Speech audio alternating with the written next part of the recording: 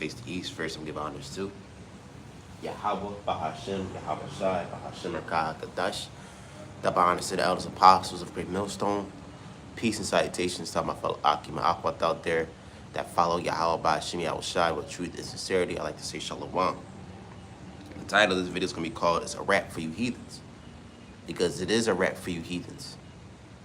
For the past several thousands of years, from you Hamites all the way to Babylonians to you Assyrians, to Asharites, and now to Edomites, all you nations had a chance of rulership. And every single one of you nations had a hand in our captivity of the so-called Black, Hispanic, Native American, Seminole Indian man, woman, and child. Okay. Every nation on this planet had a hand in our captivity. Either they can deny it or they can't accept it. Every nation had a hand in our enslavement. Now it's the year 2025, and we all heard these words growing up. Well, it wasn't my parents. It wasn't me. It was my grandparents that had done it. Wait, I had black friends. I don't hate black people. You know, you hear a lot of these phrases and words from these Edomites because they want to run away from their punishment, their upcoming punishment that they're about to receive. But you Edomites, even if your grandparents did it or didn't do it, your nation, your whole nation has brought destruction and chaos throughout the world. Now, yes, it may seem nice, you know, the sun is out, it's grass, you know, the grass is green. The sky is blue. Yeah, it's still beautiful, but here's the thing.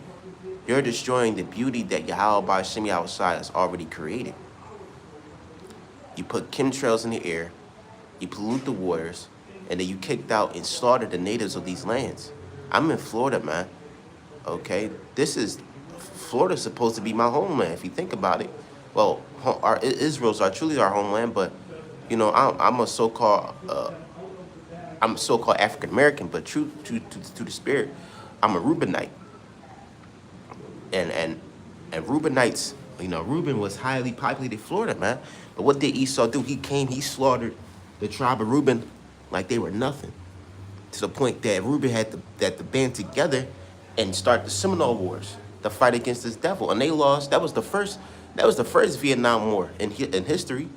All right, because Esau couldn't handle this hot terrain, swamp, marsh, you know what I'm saying, biome, okay, the terrain of Florida. So they failed. But the point of the matter is that you Edomites, all you nations had a hand in our captivity. Okay, you Moabites, you Ammonites, you Hamites, you Japhites, you Edomites.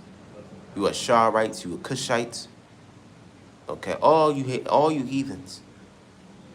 Even if you were heathens, because you got heathens that's living on isolated islands for thousands of years and haven't been in contact with modern human society. Y'all had a hand in our captivity. So what if you live, if you're just 500 tribes and tribesmen on a small island somewhere in the Pacific Ocean that's never been discovered? So what? You know, if you were isolated, undiscovered tribe somewhere, you still had a hand in our captivity.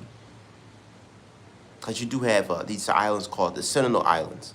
Sentinel Islands were, I think they Ham or Japhet, but they like these dark-skinned natives that live on these islands for thousands of years, and they never have been in contact with the outside world. But even still, you know, let me say this: you might have an Israelite or three or a couple Israelites amongst them, but still, all you nations had a hand in our captivity. So you all are about to receive slavery.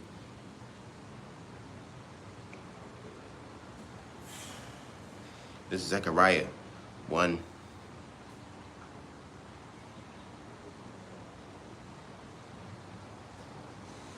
And 13. Actually, I'm sorry, 12. This is Zechariah 1 and 12. Then the angel of the Lord answered and said, O Lord of hosts, how long wilt thou not have mercy on Jerusalem, on the cities of Judah against which thou hast indignation these 70 and 10 years. And the Lord answered the angel, talk with them with good words and comfort words. So the angel commanded, Shalaki, the angel communed with me, said unto me, cry thou, saying, thus saith the Lord Yahweh Ba'ashem Yahushai of hosts, I am jealous for Jerusalem and for Zion with great jealousy. I am very displeased with the heathen, that I at ease. For I was but a little displeased, and they look forward to affliction. Right. Okay, I'm gonna read this again.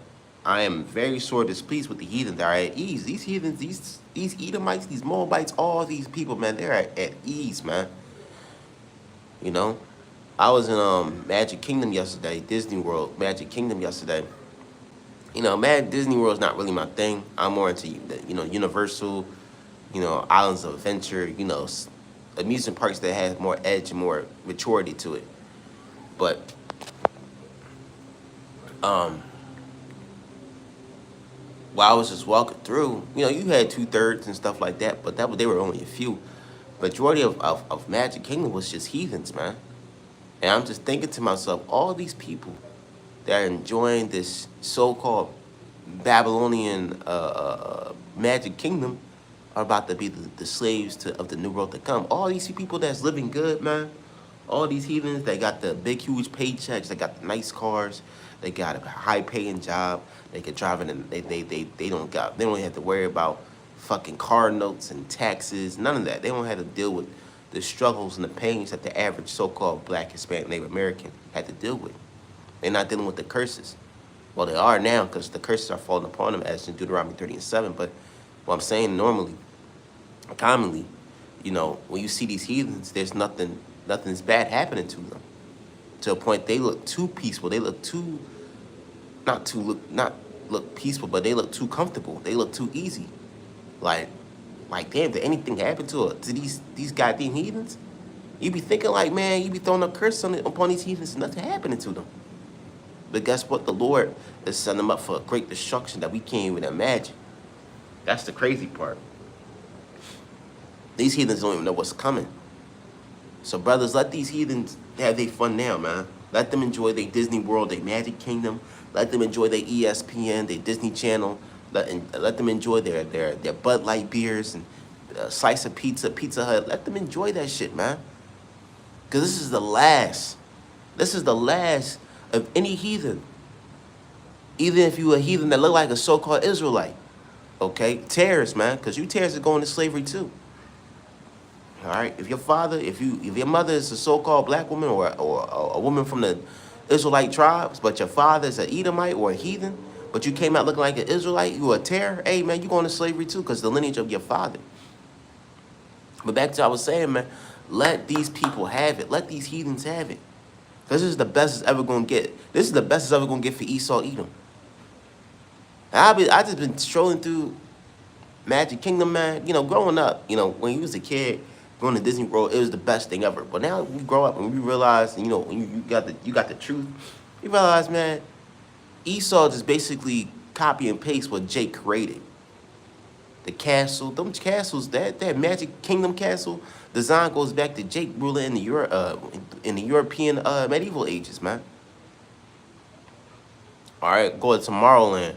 Tomorrowland was basically trying to copy off of Jake's blessing.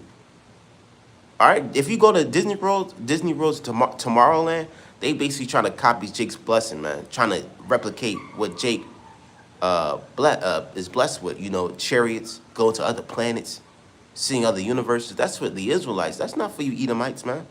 Your ass is gonna be working on this planet, man. To sun up to sundown. So all these things that these heathens trying to create is trying to replicate Jake's, blessing. They can't have it. You can't have Jake's blessing. It's given unto us, man. Even if you could cry about it, whine about it, you could create the biggest technological weapon on the planet, Esau, you can't get Jake's blessing. That's it. You lost your blessing. You lost it to a pot of meat. So the heathens are greatly at ease, man. These heathens got better credit card money. They got great credit scores, great cars, nice houses, living in the best places in the United States. Even if you're a heathen that don't got shit, you still are doing better than the average Israelite underneath the curses. So we don't want to hear. Listen, man. When the Lord gave us some spiritual powers, some superhuman bodies, some supernatural capabilities, man. When the kingdom is established, and we put you heathens in captivity, we don't want to. We do not want to hear a single cry, a fuss, or a tear. We don't give a fuck. You about to go and work. A chain around your neck and a whip on your back, man. Ass and elbows to work it, man. I'm telling you, man. I was at Disney World yesterday. All I just see is Edomites, Elamites, Hamites, Japheth. Okay. Ishmael. I see all these heathens. I'm like, man, let these people have it. And like I said, I've seen Jake. You know, don't get me wrong. I see a lot of Jakes, but you know, they just 2/3 is gonna have to die and come back in the kingdom. But you heathens, y'all, it's gonna be great hell for y'all. Our hell is nowhere compared to what you heathens about to receive, man. So, hey, the water, Yahweh, Bahashim, Yahweh Shai, Bahashim, Rakah, Kadash, the bond, the elders, apostles, a great millstone. Peace and salutations to all my fellow Akim, Aquat out there that follow Yahweh, Bahashim, Yahweh Shai with truth and sincerity. I like to say, Shalom.